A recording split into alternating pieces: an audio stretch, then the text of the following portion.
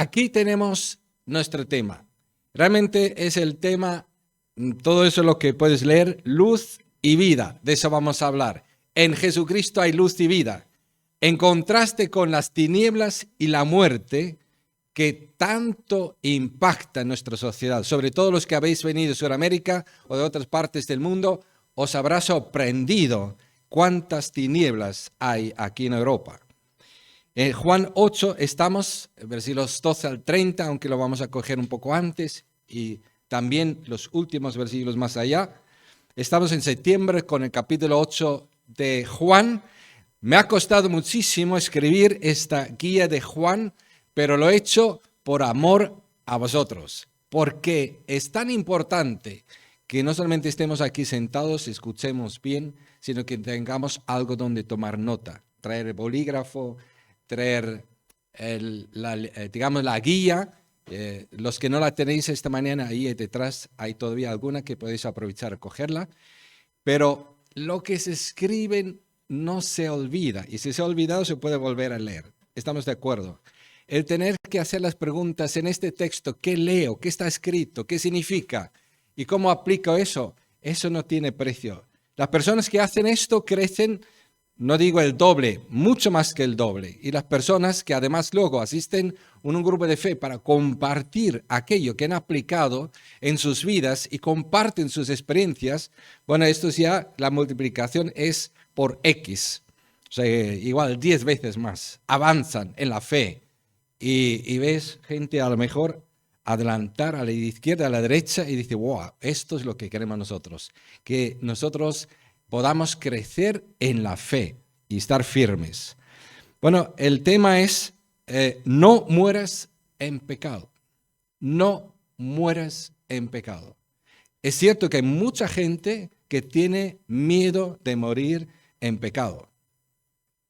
De hecho, el catolicismo prospera prácticamente solo por esta razón, porque mete miedo a la gente de que ellos no garanticen a nadie que jamás que no podrían morir en pecado, y por eso estén siempre pendientes de los sacerdotes, de la misa, del sacrificio, de echar moneditas a la Virgencita, de tener la extrema unción, de tener en el cementerio pues al sacerdote que está haciendo misa por los difuntos y luego siguen con las mismas misas de los difuntos hasta Jesucristo vuelva y apaga con todo eso, ¿verdad? Pero realmente es triste que es un negocio. Pero también Jesucristo aquí dice, no mueras en pecado. ¿Tú sabes qué hay que hacer para no morir en pecado? A ver, quiero escuchar. ¿Qué hay que hacer para no morir en pecado? A ver. Aceptar a Cristo, pero bien, ¿verdad? Como de verdad, Señor y Salvador al 100%. Sí, porque algunos aceptan a Jesucristo comiendo la hostia. Han aceptado a Jesucristo, ¿verdad? No es eso, no, ni mucho menos. Es aceptar que Jesucristo es mi único Señor, rindo mi vida entera a Jesucristo. Digo, Señor, allá estás tú con mi vida a lo que quieras. Yo te pido que la reclames, que sea para siempre, jamás, y perdona todos mis pecados. ¿Os acordáis? Todos los pecados. ¿Os acordáis de la dinámica del domingo pasado? Venimos aquí con una piedra simbolizando que yo traigo todos mis pecados para ser todos mis pecados del pasado, presente y futuro perdonados por un solo sacrificio, porque no hay más sacrificio por nuestros pecados, uno solo. Si tú lo recibes, el sacrificio y el perdón por este sacrificio, perdonados están todos tus pecados, estás justificado ante Dios gratuitamente por la fe, por la sangre de Jesucristo, por el sacrificio de Jesucristo. Eso significa creer en Jesucristo, recibirle como Señor y Salvador. Y luego tú estás luchando contra tus pecados en la salvación presente, diaria, y con tu papá, que ya no es tu juez, tú te tienes que arreglar. Tienes que humillarte, pedir perdón, tienes que aprender eso. Tienes que aprender a vivir por fe. Y vivir por fe no es hacer lo mismo que ayer. Aprender es saber hacer otras cosas hoy que ayer no sabía. y hacer otras cosas dentro de una semana que hoy ni sabía que tenía que hacer. Eso significa crecer en la fe. Y se ve un cambio, se ve un crecimiento, se ve más a Jesucristo en nuestras vidas. Esto garantiza que yo estoy siguiendo a Jesucristo y el que sigue a Jesucristo no andará en tinieblas, no morirá en sus pecados, porque tiene la luz de la vida eterna. Y ha pasado de muerte a vida ya, y no será juzgado, como dice Juan 5. Eso es lo que estamos diciendo. Pero el pueblo que andaba en tinieblas vio gran luz, dice el profeta Isaías. Y Jesús dice, yo soy el cumplimiento de esta profecía. Yo soy la luz del mundo. Pero ¿por qué cuando tú has venido aquí a Europa has notado tantas tinieblas? ¿Tú has investigado eso? Yo sí que lo he investigado. ¿Sabes por qué? Porque en ninguna parte había tantos anticristos que han salido de la iglesia cristiana que se han apartado de la palabra de Dios, habiéndola conocido, por lo menos saboreada, habiéndose radicalmente puesto en contra de Dios o habiendo suplantado a Dios, como el Papa de Roma, por ejemplo. Perdonad que lo diga así. Es un suplantador de Jesucristo y dice claramente que Él es sumo sacerdote aquí en la tierra cuando solo puede haber uno que está en el cielo. ¿Te das cuenta? Que es Jesucristo.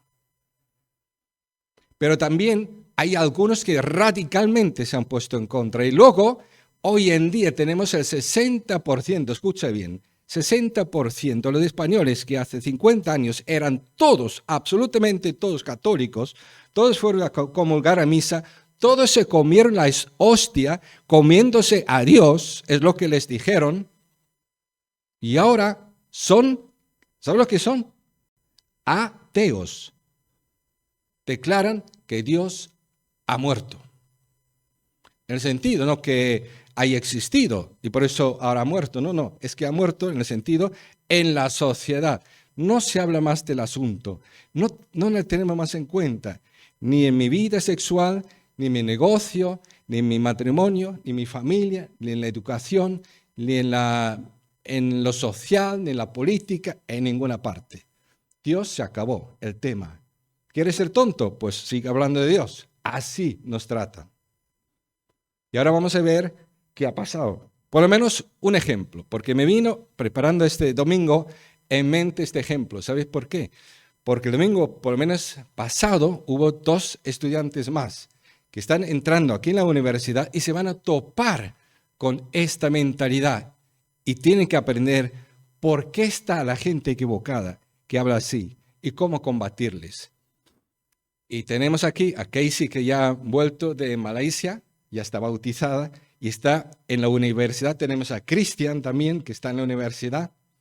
Y tenemos que ayudar a los universitarios, pero también los que tenemos contacto con cualquier persona. Nosotros estamos en Oportunio y la gente nos dice a algunos, Dios no existe. ¿A que sí? Y tienen 60, 70 años, 80 años y por el estilo. ¿Qué ha pasado?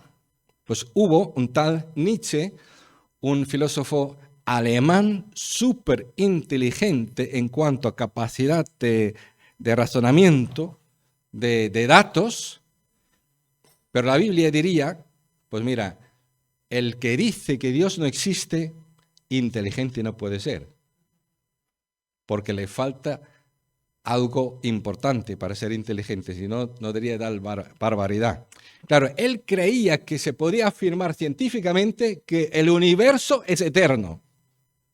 O sea que lo que decían los cristianos, o lo que Jesús dice, yo soy Dios, soy eterno, antes que Abraham existía, soy yo, porque yo soy desde el principio el verbo, y el verbo se hizo carne, y yo soy Dios, el eterno, para toda la eternidad. Pues ellos dicen, bobada, no hace falta un Dios eterno, porque el universo es eterno. Lo que pasa es que últimamente, y durante 200 años, ningún científico, o pocos científicos, mejor dicho, han podido rebatirles de alguna forma significativa con datos científicos.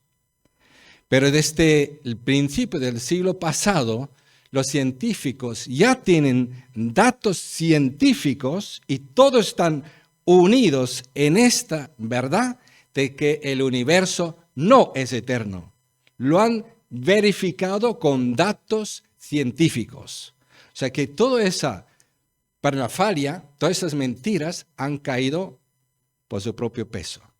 Los científicos han sido desmascarados como totalmente equivocados, que Dios es verdad, que en el principio Dios hizo los cielos y la tierra y dijo, sea la luz, y fue la luz. Pero este hombre Nietzsche adoptó también la ciudadanía suiza, para mi vergüenza que soy suizo, pues este fue de los más radicales contra Dios. O sea que antes igual la gente decía, bueno, Dios, yo no estoy de acuerdo con Dios, con su planteamiento, por lo que sea, etcétera, etcétera, ¿no? Como filósofo. No, él dijo directamente, y yo aborrezco la idea de Dios porque es una mentira absoluta y total, y que Dios ha muerto y hay que hacer todo lo posible para ir en contra. Pues es tal la muerte que ha traído este hombre y tinieblas que primeramente empezamos con Adolf Hitler. Adolf Hitler, alemán también, que ha estudiado sus obras y su gente, ha visto justificación para el genocidio. Porque si nosotros decimos lo que está bien y lo que está mal, y tenemos el poder de asesinar a 10 millones de personas para quitarlos de medio, ¿quién nos dice que está mal? Si Dios no existe. Y si eso fuese verdad que Dios no existe, tendrían encima toda la razón. ¿Te das cuenta? Si lo piensas. No existe ninguna base para tener una moral, para decir lo que está bien, lo que está mal, si Dios no existe. Cae por su peso la convivencia. Tú y yo no tendríamos ningún sentido estar aquí ni pensando en lo que está bien, si lo hacemos bien o lo hacemos mal, si debemos robar o no robar en el trabajo y mentir o no mentir, etcétera, etcétera. Pues este hombre lo llevó también a probar. Se apartó como hijo de pastor protestante de la Biblia, del estudio teológico, y se fue al prostíbulo, literalmente, a practicar su nueva filosofía. Y se llevó la enfermedad que le hizo estar en parte demente el resto de su vida. Bueno, es tal que en los últimos 11 años era totalmente demente, totalmente vegetal, y estaba postrado en cama para ser expuestos como ídolo para que la gente le visitara, pero medio muerto prácticamente. 11 años. Yo digo, vaya líder para que me digan que le siga. Él, una de las grandes verdades que él proclamaba es, cuando tú vives una vida satisfecha, no como los cristianos, tendrás las ganas de volver a vivir así en la tierra como has vivido. Y yo digo, mira, ¿quién es el estúpido que quiere volver a vivir su vida con sífilis, con demencia por 11 años como vegetal, para que te limpien el culo porque no sabes ni lo que están haciendo, lo que necesitas, para hablando mal en castellano? O sea que me da una rabia que esta gente haya sido líderes de millones, primeramente nazis para asesinar 10 millones de no nazis, y luego Stalin, que le siguió con otros 30 millones para no seguir hablando. Esos son asesinos en series. Son genocidas en su mentalidad, en su mensaje.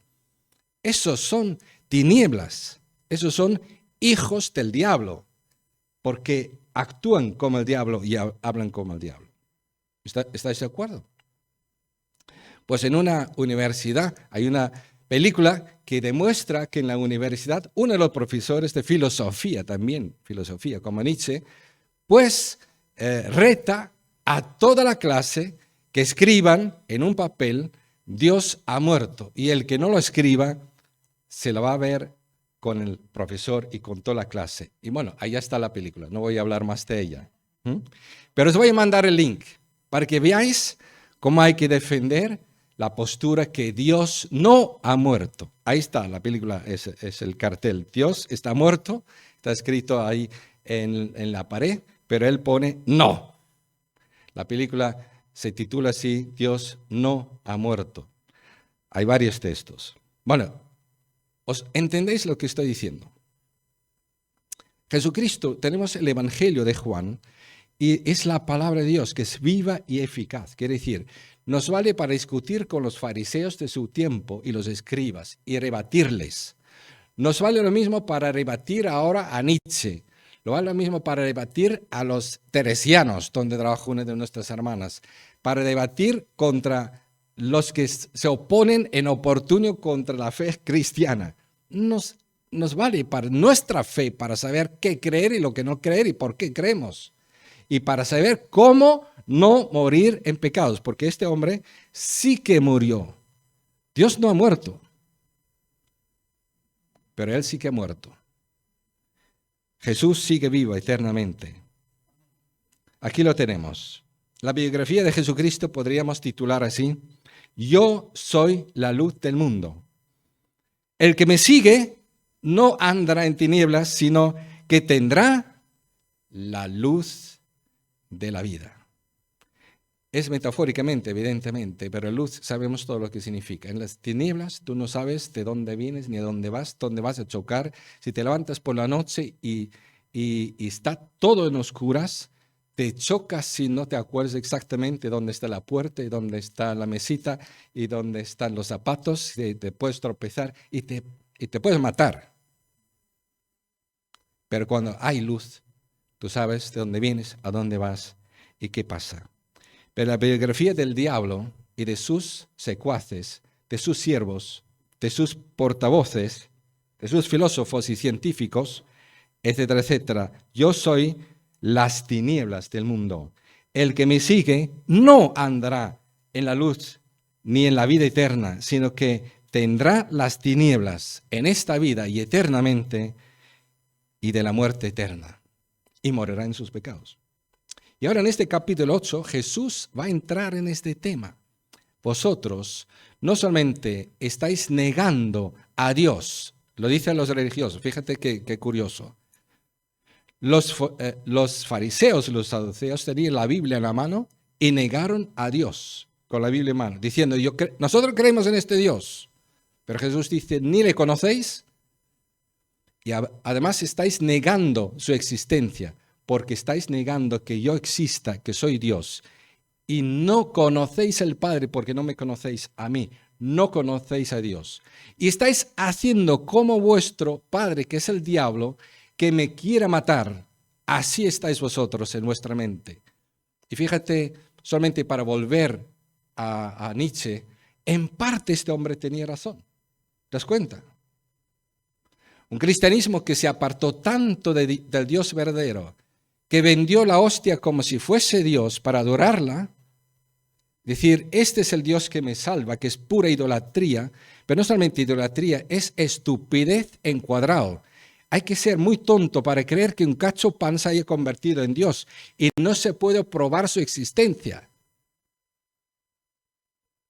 Claro, él ha dicho, a ese Dios este no existe.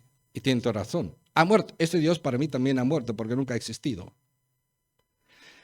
La equivocación de Nietzsche y de todos los que siguen es que han tirado por la borde al Dios verdadero con el pretexto de que los otros son falsos. Y lo han hecho con propósito. No lo han hecho ignorando, sino a propósito. Nietzsche ha tenido mucho odio contra Jesucristo, porque su padre murió muy jovencito y su hermano también. Y lo de la prostitución no le salió nada bien. Y lo demás en su vida tampoco demasiado. Y cogió cada vez más odio. Un hombre realmente enfermizo. Pero triste que toda una Europa, más toda su influencia desde entonces, pues haya sucumbido en este error tan nefasto. A mí me gusta acompañar a Jesucristo porque es mi Señor y mi Salvador.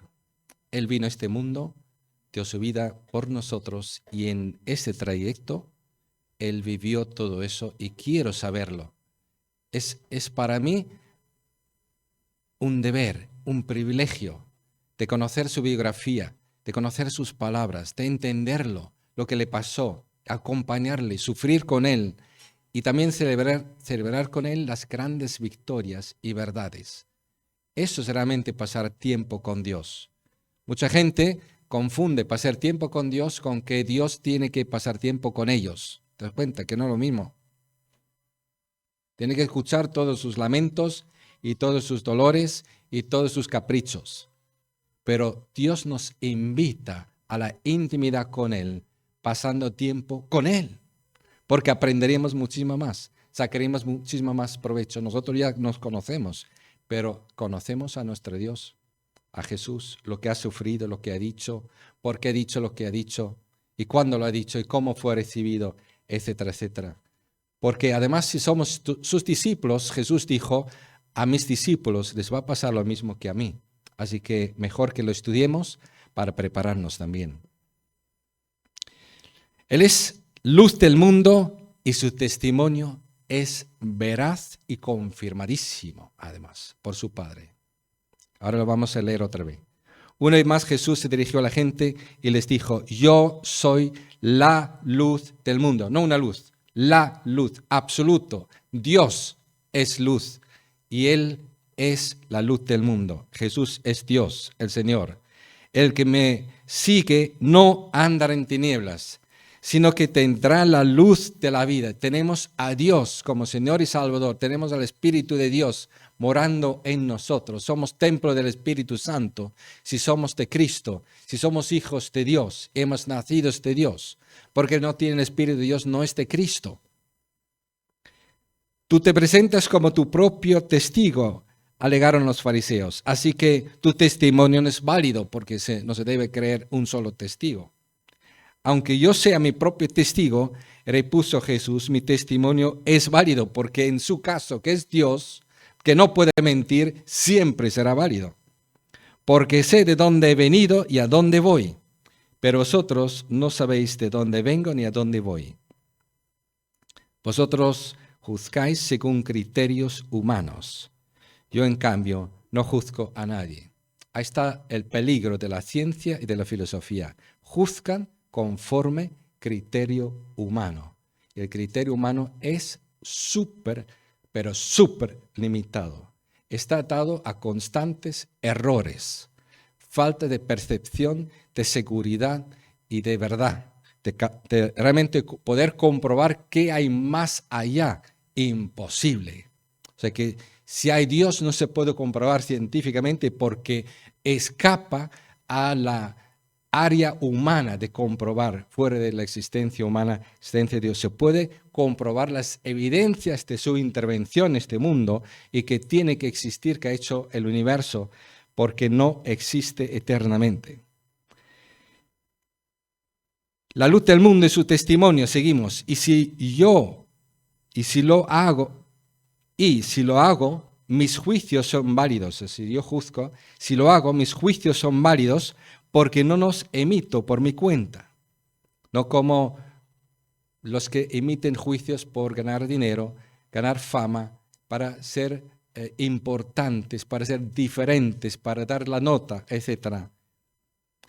No, Jesús tuvo motivos totalmente coherentes, limpios, para honrar a su Padre, sino en unión con el Padre que me envió, estoy juzgando y dando testimonio.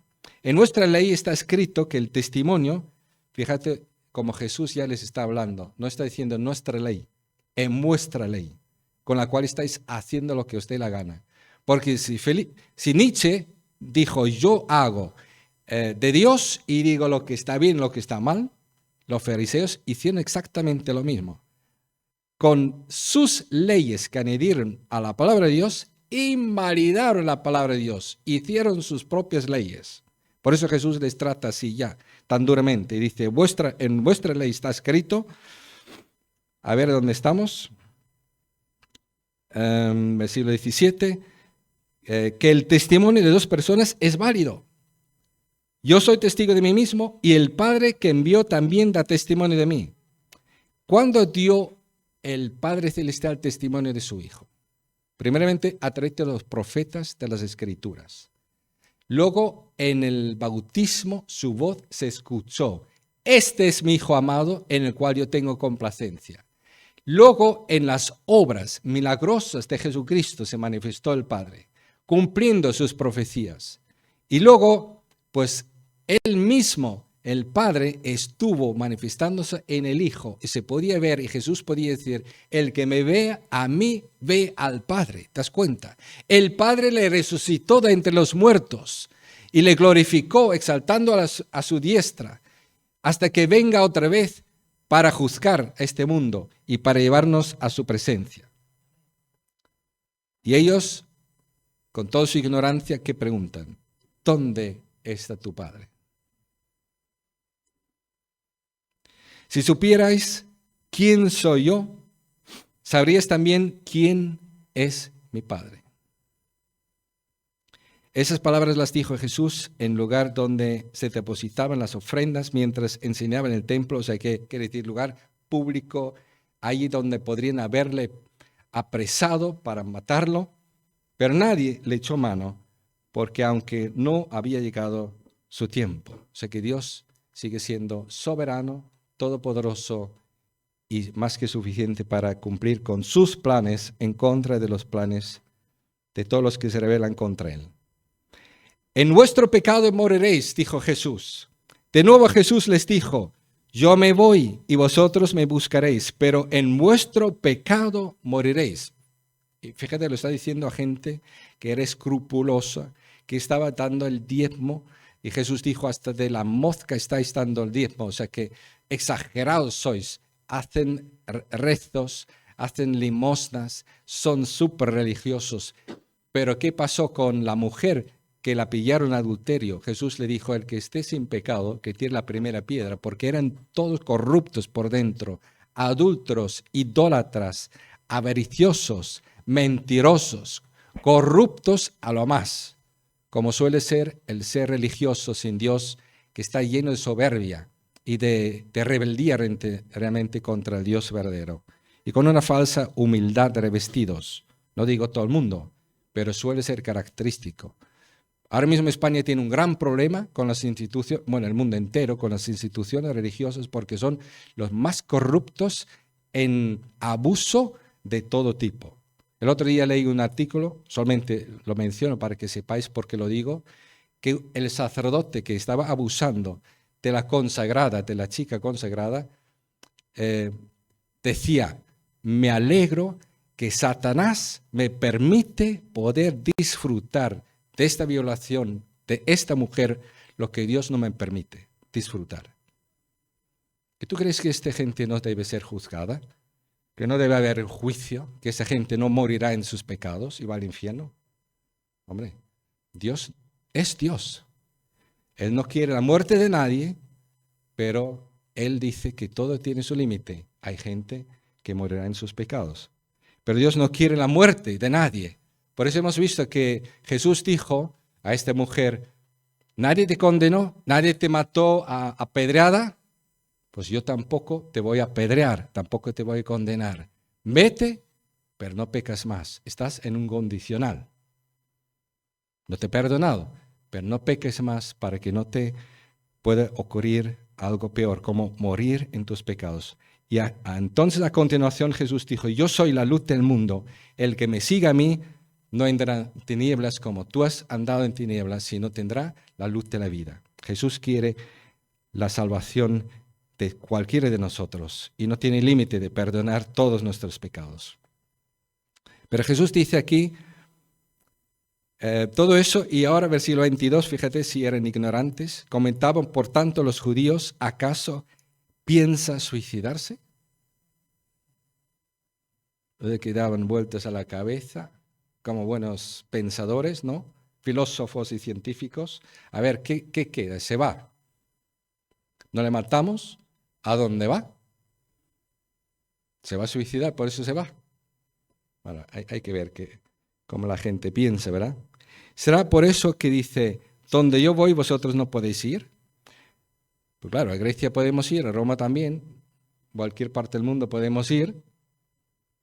Solamente si se suicida no vamos a ir detrás de él. ¿Será que se suicida? Bueno, vaya. Los dejamos a estos. ¿Será por eso que dice donde yo voy, vosotros no podéis ir? Vosotros sois de aquí abajo, de la tierra, donde Satanás tiene su gobierno, donde el Dios de este mundo ciega el entendimiento de las personas para no vean la luz de Dios en el rostro de Jesucristo. Vosotros sois de aquí abajo, continúa Jesús. Yo soy de allá arriba, soy, de ahí he venido. Es el eterno Dios que está en el cielo, se hizo hombre, vivió entre nosotros. Continuó Jesús. Y yo soy de allá arriba. Vosotros sois de este mundo, yo no soy de este mundo. Por eso os he dicho que moriréis en vuestros pecados. Pues si no creéis que yo soy quien afirmo ser, en vuestros pecados moriréis. Por eso es importante ver qué dice Jesucristo de sí mismo, qué dice de su sacrificio, qué dice de su Espíritu Santo, qué dijo a Nicodemo, que tú tienes que nacer de Dios si quieres ver el reino de Dios. Tú eres buen maestro, uno de los principales, me has venido a buscar, pero si no naces de Dios de aquí en adelante, ni vas a ver el reino de Dios, ni vas a entrar. Vas a morir en tus pecados. ¿Te das cuenta? Ahora la samaritana, ¿qué pasó con la samaritana que estaba ahí en el pozo? Jesús habló con ella, dijo, trae tu esposo. Ella dijo, no tengo ninguno. Dijo, trae los 5. En tal caso, ¿no? Porque 5 has tenido y el que ahora tienes no es tuyo. Descubrió su pecado, su adulterio, su fornicación, pero ella resistió, digamos, la reprensión, en buen sentido, lo afrontó bien y dijo, tú eres profeta, has venido a reprenderme, acepto tu palabra, acepto tu reprensión, acepto tu juicio sobre mí, me arrepiento, yo no quiero seguir viviendo así. Y vendrá el Mesías para hablarnos de estas cosas. Y Jesús dijo, yo soy este Mesías, yo soy el Salvador del mundo, yo soy el que te doy agua viva, para que desde tu interior brote agua viva, para vida eterna. Ella creyó. Y con toda la vergüenza por todo lo que había hecho, dijo a toda la gente de su pueblo, recorriendo su pueblo, mirad, me encontré con un Señor que me dijo todo lo que había hecho. Toda la fornicación, toda inmoralidad, todo lo que habéis sido testigos de mi vida descarriada, ¿no será él el Cristo? Y la Biblia dice que al final vinieron a ver a Jesús y creyeron a Jesús, y no solamente por las palabras de ella, también creyeron por sus palabras, pero muchos más todavía por las palabras de Jesús. Y muchos samaritanos fueron salvados. Y no murieron después en sus pecados, ¿te das cuenta? Porque el Señor vino a salvar lo que está perdido.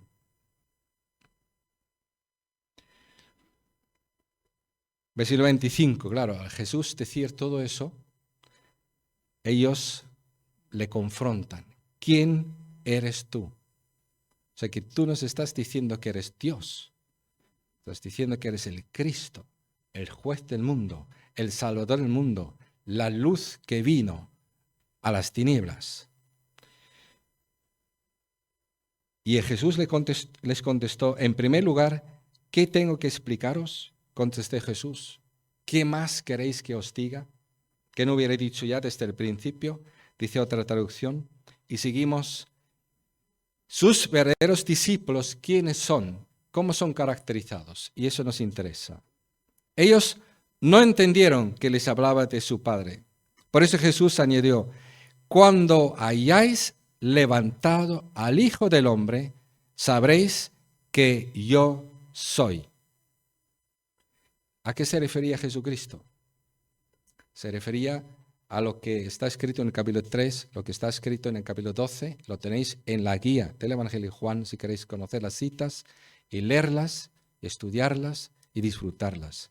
Pero lo que Jesús dijo es, me vais a levantar en una cruz para juzgarme, para matarme, y después de haberlo hecho y ver que aunque me sepultáis al tercer día, como he dicho, voy a resucitar los muertos, vais a saber que yo soy Dios.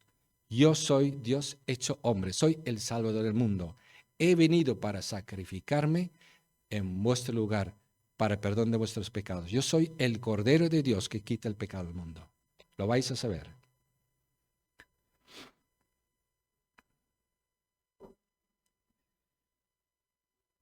Mientras aún hablaba, muchos creyeron en él. Jesús se dirigió entonces a los judíos que habían creído en él y les dijo, fijaos que hay una diferencia entre creer y creer. Muchos creyeron en él, pero Jesús ahora les dijo, si os mantenéis fieles a mis enseñanzas, seréis realmente mis discípulos y conoceréis la verdad y la verdad os hará libres. Hay muchos seguidores que son discípulos de Jesús, que aprenden, saben, se interesan, leen libros, escuchan predicaciones, etcétera, etcétera. Yo, por ejemplo, era enamorado de Jesucristo, pero yo tuve que preguntar a Dios, ¿qué piensas de mí? Porque yo podría morir por Cristo y morir en mis pecados, porque morir por Cristo no salva a nadie. Y me di cuenta que necesito al Salvador, que perdone todos mis pecados, como dijimos al principio, para que no haya ninguna condenación más contra mí. Y Jesús dijo aquí a sus discípulos, prestad atención, mis verdaderos discípulos, no es que se ganen ser discípulos por lo que dice aquí, por ser fieles a mis enseñanzas, sino el que es verdadero discípulo, el que realmente me ha conocido, el que realmente ha creído en mí, ese se distingue de los demás de que realmente obedece mi palabra porque entendió que yo me he revelado en la Biblia, la palabra de Dios. Por esto confía en la Biblia, por eso honra la palabra de Dios, por eso la obedece, porque realmente sabe que es la semilla que ha producido en él la fe, el nuevo nacimiento. Es nacido de Dios por la palabra de Dios y por eso ama la palabra de Dios. Mi mentor siempre me dijo en los campamentos, mire, tenemos que advertir a las personas. ¿Cuáles son los signos de que una persona ha nacido de nuevo? Lo primero es, el niño grita, sabe orar, sabe hablar con Dios, tiene confianza con Dios, sabe pedir alimento. ¿Y el alimento qué es? La palabra de Dios. No puede vivir sin leer un día la Biblia. Y si tiene que vivir sin Biblia un día, empieza a tener un hambre terrible que hace la vida imposible a los de alrededor hasta que le dejamos leer la Biblia. Como un bebé. Le hace la vida imposible a todos los que están alrededor de él hasta que la mamá le dé de mamar. ¿Se cuenta? El que ha nacido de la palabra de Dios depende de la leche de la palabra de Dios, como un bebé recién nacido, y así crece en la palabra de Dios. Nosotros no somos salvos porque alguien nos predicó algo, sino porque hemos creído a Dios lo que dice en su palabra. Eso es lo que creemos, lo que Dios ha dicho en su palabra. Creemos a Dios, no creemos a nadie, no creemos en ninguna religión, creemos a Dios. ¿Y por qué sabemos que creemos a Dios? Porque creemos a lo que está escrito de Él en su palabra. Y por eso la palabra para nosotros es tan importante. Y eso nos hace claramente diferente con los otros que no son discípulos. Que son, mejor dicho, son discípulos también, pero son seguidores sin ser salvos. Sin haber nacido de Dios. Sin haberse convertido, arrepentido y tener el Espíritu Santo. Son personas que se toman la Biblia así a la ligera. Tienen tiempo para ir a trabajar, tienen tiempo para ir de vacaciones, tienen tiempo para ir y ver la televisión, pero si tienen tiempo para la Biblia, pues igual pasado mañana o vete a ver la semana que viene. Esto no es seriedad. Eso no es cristianismo realmente, eso no es ser un discípulo. no ser un cristiano de verdad. Un cristiano es uno que ama, honra la palabra de Dios. ¿Sabes lo que ha costado Francisco también de Encinas a ser el primer traductor de la Biblia al castellano, que es burgalés? Ha costado la persecución por la Iglesia Católica por haber dicho la Biblia es la palabra de Dios, no lo que dice el Papa de Roma, ni lo que dicen los sacerdotes, ni los obispos de Burgos. Es la palabra de Dios, por eso la traduzco y lee la palabra de Dios porque ahí habla del solo Salvador. Bueno, y querían matarle por eso, porque puso solo Salvador, sin la Virgen María, sin los santos y sin el obispo de Roma y sin la extrema unción. Solo Salvador Jesucristo, lo querían por eso matar, ¿te das cuenta? Porque no conocen al Salvador. Pero nosotros sí que lo conocemos y nosotros sabemos estimar la labor de los traductores, sabemos estimar de los que han hecho las aplicaciones de la Biblia que hoy en día tenemos, gratis. Para que cuando tú abras los ojos, te dediques 5 minutos a la aplicación con un versículo de la Biblia y lo escuches, que coges la Biblia, te sientes y pides a Dios, háblame, quiero escuchar tu voz.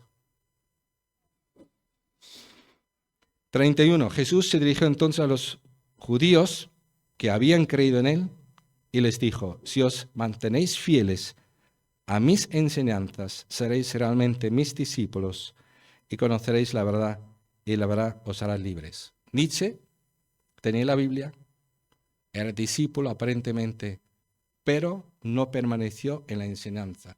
Primero Juan diría, estaba con nosotros, pero no era uno de nosotros. Por eso salió de nosotros. Son muchos los anticristos que han venido. Y queridos, no creamos a los anticristos. No creamos a los que dicen que Dios ha muerto. No creamos a los que dicen que el universo es eterno. No creamos a los que dicen que nosotros podemos decir lo que está bien, lo que está mal, que no fuese dicho por Dios de antemano. Claro, hay muchas cosas donde Dios nos prohíbe nosotros decir que está bien, lo que está mal, porque son opiniones que Dios no ha dictado ninguna sentencia y tú no tienes el derecho de ser Dios en la iglesia y juzgar a todo el mundo porque tú sí que puedes decir lo que está bien, lo que está mal. No. Hay todo un capítulo y medio dedicado contra aquellos que juzgan y menosprecian a los demás porque se inventan otra vez, como los fariseos, lo que está bien y lo que está mal, o los saduceos, los extremistas y los liberales. No, Dios tiene la razón y lo que Él dice está bien, lo que está mal, y lo que surge de su carácter y lo que Él nos enseña es lo que tenemos que seguir. Y así seremos de verdad vistos y comprobados, autocomprobados como discípulos. Y la verdad nos hará libres también de todas estas opiniones que la gente nos quiere pegar encima y decir que no se puede ir a un bar a tomar una cerveza, por ejemplo, que es pecado. Entonces Jesucristo, cuando estaba ahí convirtiendo el agua en vino, ¿qué hizo Jesús? Según ellos. Ahora vamos a corregir algunos errores, queridos. Algunos errores que todavía puede ser que después de todo lo que se ha dicho desde aquí han persistido en nuestras cabezas, en nuestro pasado, y vamos a ver si estos errores los hemos corregido o todavía no, o los vamos a corregir ahora, ahora mismo. Vamos a prestar atención. Estamos listos para corregir errores, ¿no? Vale. ¿Qué tenía la mujer? Estamos hablando de los samaritanos, ¿acordáis? Del pozo. Que Jesús habló con ella. Algunos han dicho que ella tenía 5 dioses porque el que tenía ahora no era suyo, Dios.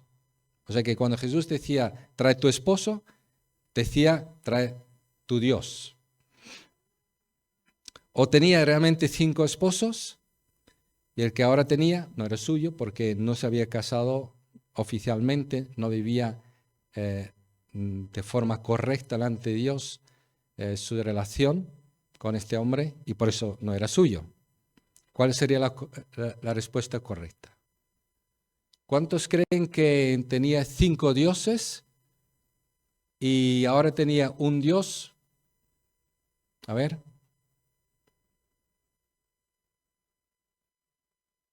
¿Vale?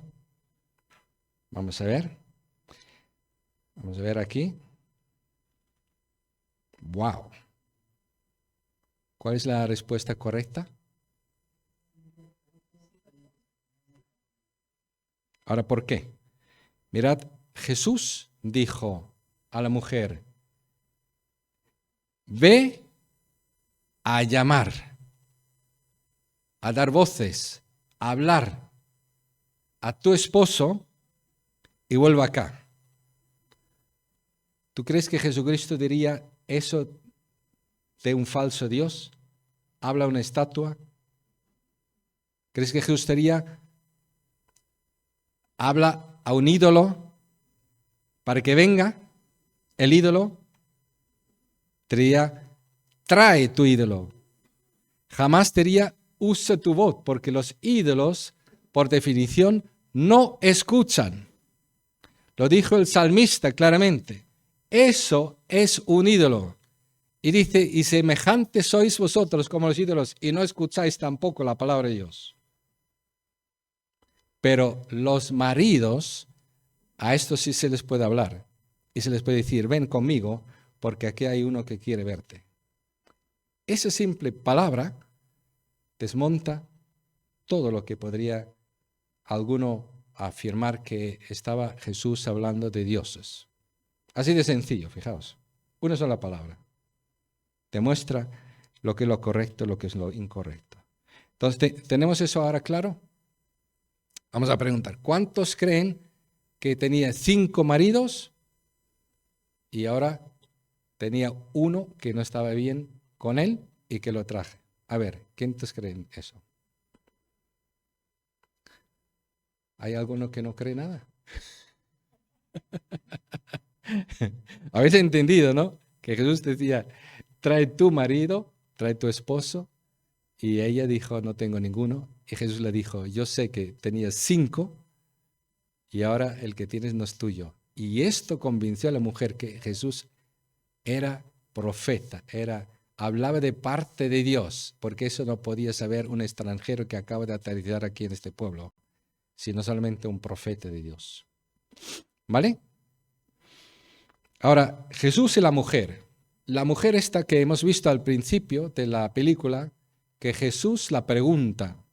Entonces se incorporó Jesús y le preguntó, mujer, ¿dónde están los fariseos y los escribas que te trajeron para apedrearte por haberte pillado en adulterio?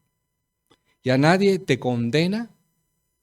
¿Ya nadie te condena? ¿Qué significa eso? ¿Nadie te condena? Nadie, Señor, tampoco yo te condeno. Ahora vete y no vuelvas a pecar. ¿Qué significa esto? ¿Qué dijo Jesús? ¿Te perdono también? ¿O dijo, tampoco te apedreo? ¿Cuál de los dos sería lo correcto? Tampoco te apedreo.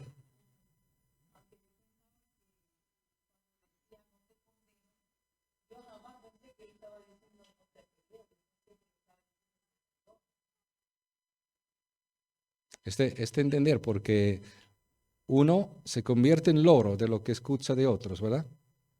Y tantos que has escuchado que yo te perdono, que no está escrito, dicen, no te condeno, como ellos pidieron, apedrearte. Así que lo correcto sería eso, ¿vale?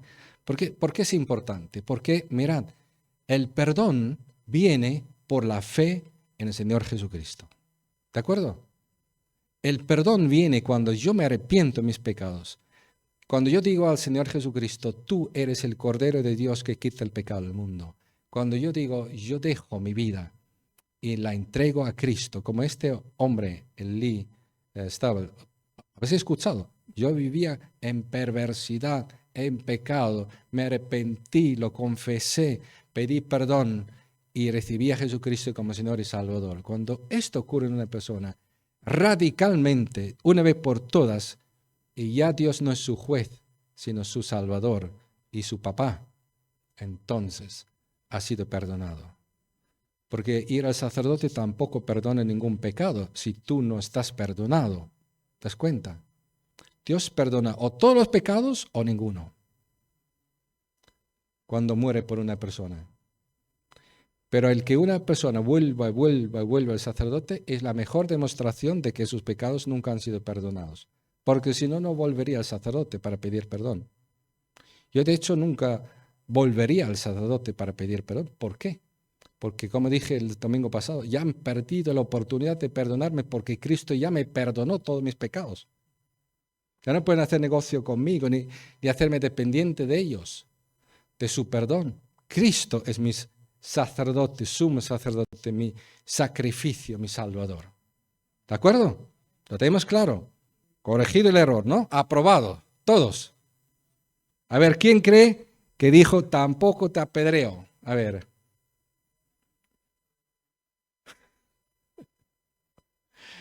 Muy bien, gracias, hermanos. Por eso, que Dios nos ayude, os reto, a realmente fortalecer vuestra fe, tomando en serio los medios que Dios nos ha dado, su palabra, su espíritu. Evidentemente, ser convertidos al 100%, dejar de pedir a Dios perdón para salvaros, sino creer en el Salvador que salva una vez por todas y luego aprender a andar con Cristo. Y también hablar a la gente y estar listos. Por eso siempre hay que estar preparado.